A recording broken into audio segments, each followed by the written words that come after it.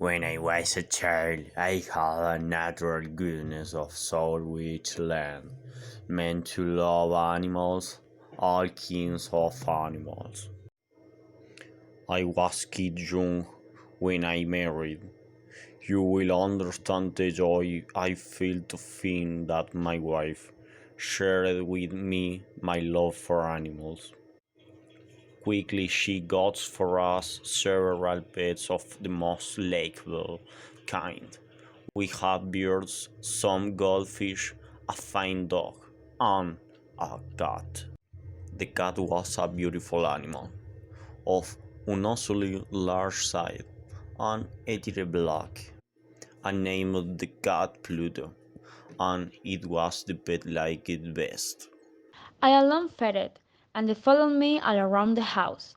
It was even with difficulty that I stopped it from following me through the streets. Our friendship lasted, in this manner, for several years, during which, however, my own character became greatly changed. I began to drink too much wine and other strong drink. As the days passed, I became less loving in my manner.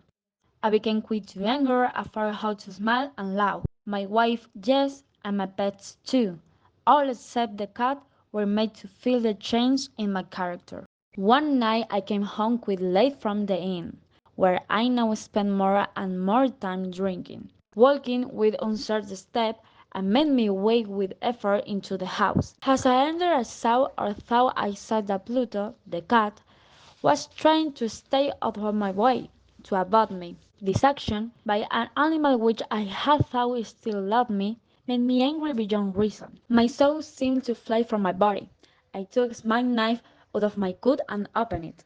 Then I took the poor animal by the neck, and with one quick movement I cut out one of its fearful eyes. Slowly the cat got well.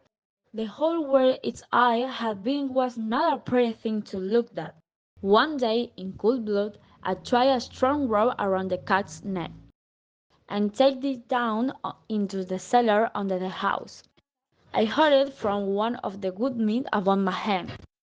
I hung it there until it was dead.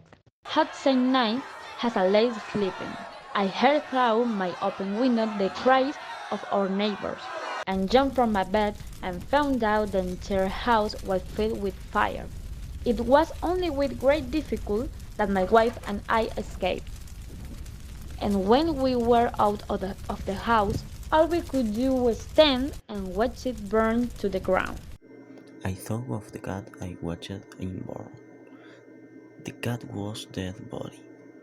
I had left hanging in the cellar. It seemed also that the cat had in some miserable way gassed the house to burn so that it could make me pay for my evil act, so that it could take revenge upon me.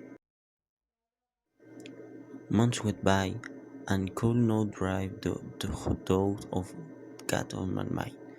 One night I sat in the inn drinking and usually in the corner I saw dark object that I had don't see before.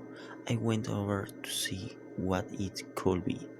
It was a cat almost exactly like Pluto.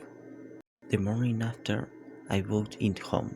However, I discovered that this cat, like Pluto, had only one eyes. One day my wife called to me from the cellar of the old building where we were not forced to live. As I went down the stairs, the cat, following me as always, ran under my feet and nearly threw me down. In sudden anger, I took a knife and struck wildly at the cat.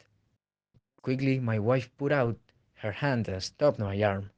This only increased my anger, and without thinking, I turned and put the knife point deep into her heart. She fell to the floor and died without a sound.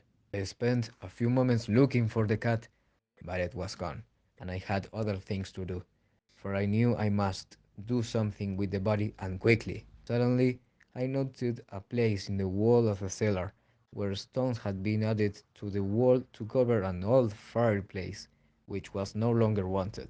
que podía quitar fácilmente aquellas piedras. De- ¿Sí? ¿Sigo?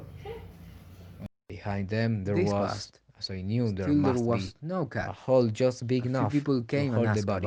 With much effort, I put the body in a careful pot, the stone back in their place. I was pleased to see that it was quite impossible for anyone to know that a single stone had been moved. Days passed. Still there was no cat. A few people came and asked about my wife, but I answered them easily. Then, one day, several officers of the police came, certain that they could find nothing.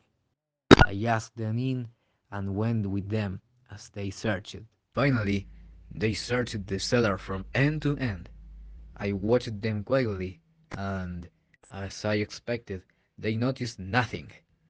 But as they started up the stairs again, I felt myself driven by some unknown inner force to let them know, to make them know that I had won the battle. The walls of this building, I said, are very strongly built. It's a fine old house. And I spoke, I struck with my stick that very place in the wall behind which was the body of my wife. Immediately, I felt a cold feeling up and down my back, as we heard, coming out of the wall itself, a horrible cry. For one short moment the officers stood looking at each other. Then, quickly they began to pick at the stones, and in a short time they saw before them the body of my wife, black, with dried blood and smelling of decay. On the body's head, its one eye filled with fire, its wide open mouth the color of blood, sat the cat, crying out its revenge.